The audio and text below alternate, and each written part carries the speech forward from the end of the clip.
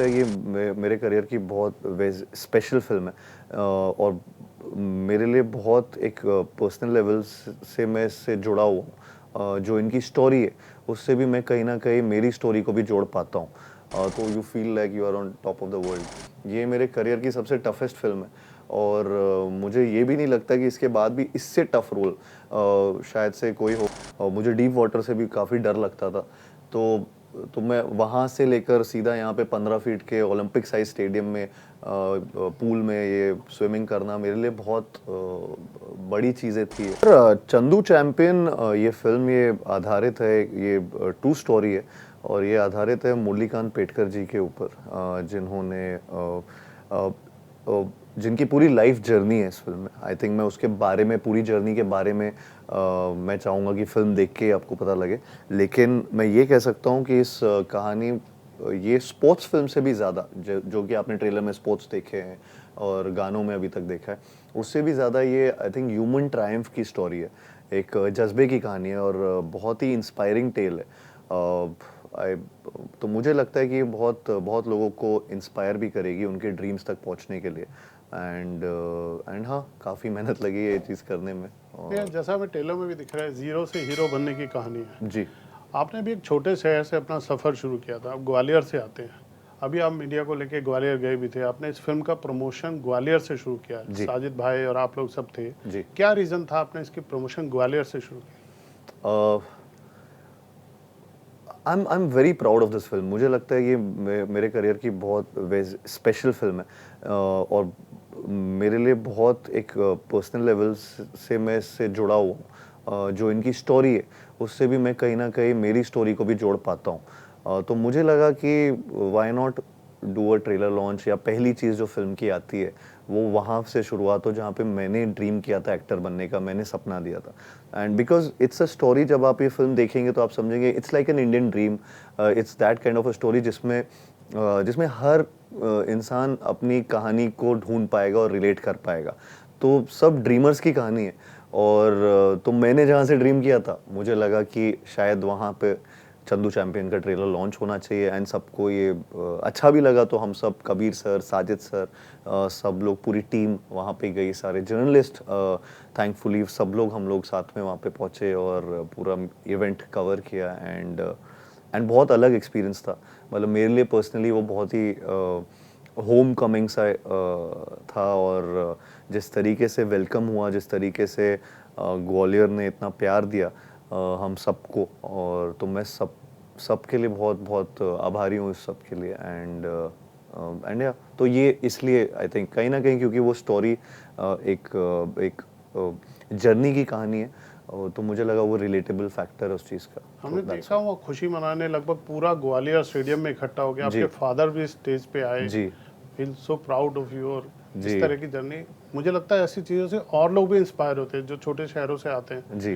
क्या ऐसा था आपका सोचना कि हाँ और लोगों को भी इंस्पिरेशन मिले? आई थिंक मुझे काफ़ी अलग अलग शहरों से बहुत ऐसे मैसेजेस आते हैं या लोग मुझसे मिलने भी आते हैं जब वो कुछ किसी को कोई कन्फ्यूजन हो रहा होता है कि हम क्या करें हमारे स्पेशली एक्टिंग करियर में अगर किसी को घुसना है तो क्योंकि वो ये रिलेट कर पाते हैं चीज़ से कि मैं भी कहीं बाहर से आया था और ये हम में से एक है, you know, so they relate to this story. तो जब हम लोग जब ग्वालियर भी जा रहे थे तो मुझे मुझे उस बात का एहसास है कि उस चीज़ से काफ़ी लोग इंस्पायर भी होते हैं इस चीज़ को लेकर कि हम भी हमारे सपने पूरे कर सकते हैं, हमारे भी ड्रीम्स पूरे हो सकते हैं, बस हार्डवर्क या सेल्फ बिलीफ की ज़रूरत है। और सो सो आई थिंक जब वहाँ पे गया और जब वहाँ पे सबको देखा, जिस तरीके का रिस्पॉन्स वहाँ पे मिला, बहुत ज़्यादा ओवरवेलमिंग हो गया था मेरे लिए, मेरी फैमिली के लिए, बिकॉज और पापा के लिए भी बहुत ज़्यादा ओवरवेलमिंग था उस टाइम वहाँ पे। तो इसलिए मैंने उनको स्टेज पे भी उस टाइम लास्ट पे बुलाया था। एंड तो he was really emotional after that. तो वो थोड़ा अपने शहर में ऐसी चीज़ होना बहुत बड़ी बात हो जाती है सबके लिए, तो बस I was no different. Kartik, आपकी भी जर्नी हमने देखी है, पंचनामा से चंदू चैंपियन तक। अभी आप स्ट्रगलिंग एक्टर नहीं हो, अब आप सफल अभिनेता हो।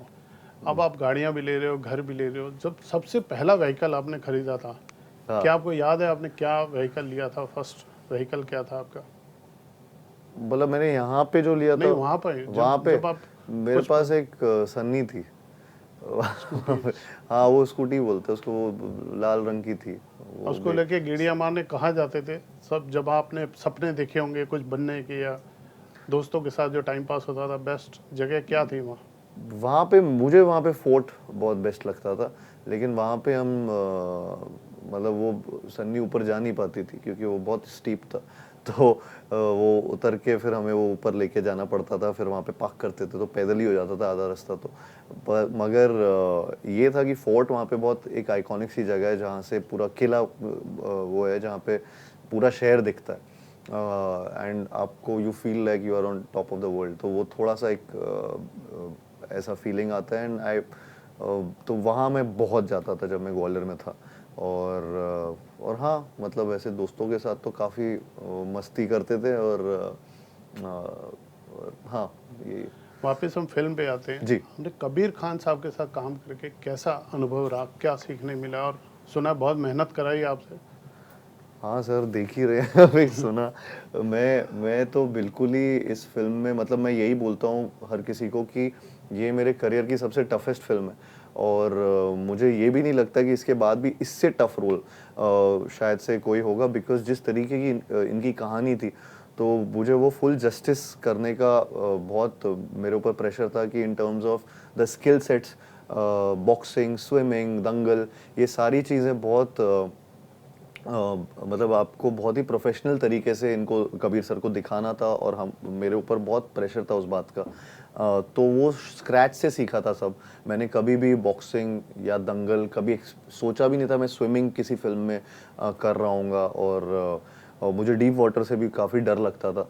तो मैं वहाँ से लेकर सीधा यहाँ पे 15 फीट के ओलंपिक साइज स्टेडियम में पूल में ये स्विमिंग करना मेरे लिए बहुत बड़ी चीज़ें थी and end to end boxing करना विथ प्रोफेशनल बॉक्सर्स, ये सब चीज़ें आई थिंक बहुत मेहनत लगी वहाँ तक पहुँचने के लिए। 1.5-2 साल की मेहनत पूरी लगी ये सारे फिज़िकलिटी को अचीव करने में।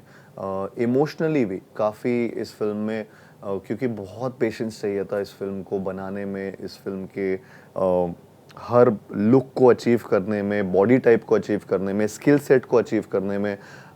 वो जो सीन्स थे वाइल इन द स्पोर्ट्स, मतलब अगर मैं स्विमिंग कर रहा हूँ तो उस टाइम क्या इमोशन है, बॉक्सिंग के टाइम पे कुछ फाइट्स में क्या इमोशन, वो while being in that zone और वो जोन इन होके वो स्पोर्ट्स खेलते टाइम मेरे अंदर क्या क्या चल रहा है वो बाहर लाना, वो इमोशन उसी टाइम पे, वो थोड़ा बहुत काफ़ी डिफ़िकल्ट था क्योंकि हम नॉर्मली जब एक्टिंग कर रहे होते हैं तो कई बार ऐसी चीज़ें नहीं कर रहे होते हैं, आप सिंपल सीन्स कर रहे होते हैं और उनकी सिचुएशंस थोड़ी, इसकी सिचुएशन बहुत एक्सट्रीम थी जब ऐसे चीज़ें करनी पड़ रही थी मुझे।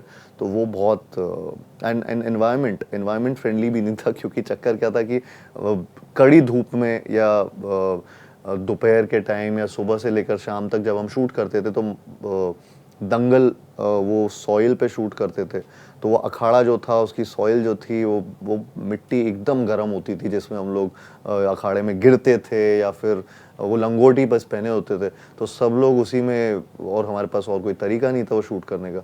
तो सर्कमस्टांसेस मतलब हमेशा बहुत डिफिकल्ट रहे इस फिल्म को शूट करते वक्त। तो आपके प्रोड्यूसर साजिद नाडियाडवाला जी का कितना इसमें कॉपरेशन रहा, कितना साथ रहा? बहुत रहा। मैं थैंकफुल हूँ साजिद सर के लिए क्योंकि उन्होंने इतना इस फिल्म को he is nurtured it like a baby and like his own baby and इस तरीके से उस फिल्म को बैक किया है। ही इज़ नेवर मतलब he is always been there for the film and still he is there for the film which I really like about him and I think वो एक फिल्म को not just like a producer but a filmmaker की तरह देखते हैं और इसलिए I think वो आज तक इतने सक्सेसफुल रहे भी हैं, मुझे ऐसा लगता है। तो बस लास्ट में अपने फैंस को आप बोल दीजिए ये फिल्म देखने क्यों जाए? मुझे एक्चुअली लगता है कि ये फिल्म एक होलसम एंटरटेनर है और ये सबको इंस्पायर तो करेगी, लेकिन ये स्टोरी जो है जिस तरीके की इंस्पायरिंग, एस्पिरेशनल या एक ड्रीमर्स की एक जो कहानी है, ये हर चीज़ आपको बहुत ही एंटरटेनिंग तरीके से ये कह के चली जाएगी। तो आई थिंक ये एक होलसम एंटरटेनर को आपको देखना चाहिए 14 जून को।